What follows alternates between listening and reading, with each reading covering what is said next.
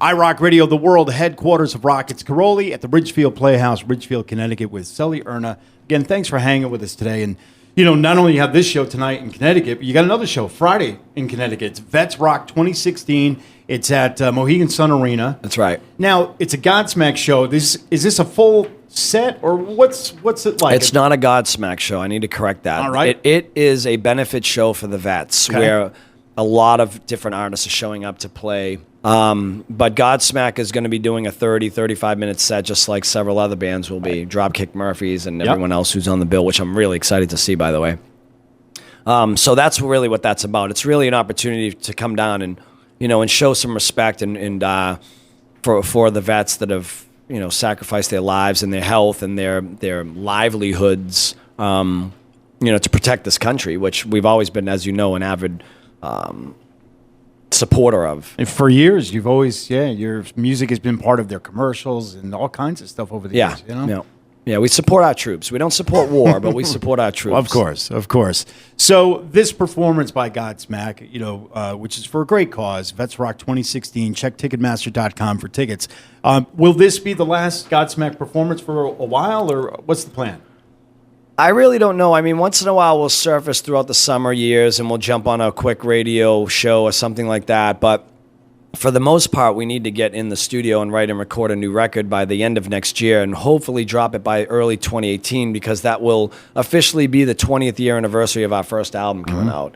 So we're really hoping to do something big on a world tour level where we can showcase the first album from front to back, and then obviously, you know, play all the rest of the songs. Is it hard to believe it's been almost 20 years? It's been a long run. It's not hard to believe because my body feels every inch of it.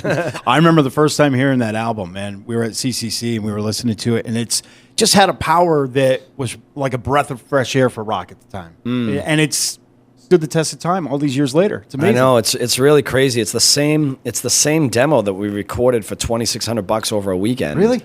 Yeah. We never re-recorded it. It was really just a collection of songs that I had written. We got into a studio. A friend of mine cut us a deal. We borrowed $2,600. We didn't even have the money. I think it was $5,000 total we borrowed, but the other $2,400 was to print, you know, 1,000 CDs or whatever we could afford at the time.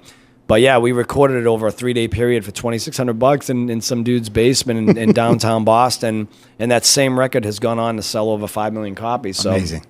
Really crazy story there. But you know what I was always curious about, and maybe you don't even know, who's the girl on the front cover? Yeah, her name's Tony, and it took us a long time to find her. We just bought the image from a tattoo magazine that I'd found the picture in, and for years we tried to find her, and we got close a couple of times. We met a roommate of a roommate, and we heard she was going through a tough time, and you know, this, that, and the other thing, but she was just some kind of some club rat in Brooklyn, New York. And that was her getup. That's kind of how she looked back in the day. So the funny story is during about midway cycle of the Awake album, towards the end of the Awake cycle, we were playing in New York City. And I was in my dressing room early that day, and I was sitting there listening to some music. And usually, you know, they have some like security guys at the corners or whatever, just to keep, you know, traffic in general to a minimum. And so I don't know where the dude was, but he went to use the bathroom or something.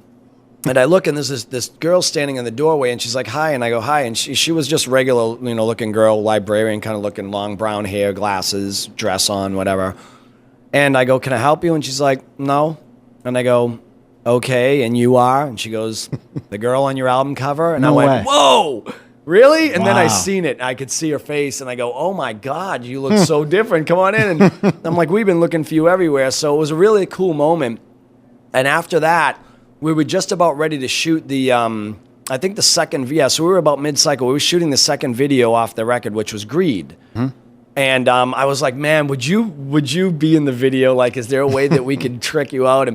And we were just asking her maybe to wig it up or something like that, right? But she came back, cut her hair, dyed it, nose rings back in, earrings, everything. And she made, I mean, it's identical. So if you YouTube or look up somehow, if you can find the Greed video, it opens up with this girl sitting on a stoop, and she leans over and hits a boombox, press play, the music starts, and as she turns to the camera, we replicated the album shot live. It was really badass. That's pretty cool. Yeah. That's a cool moment.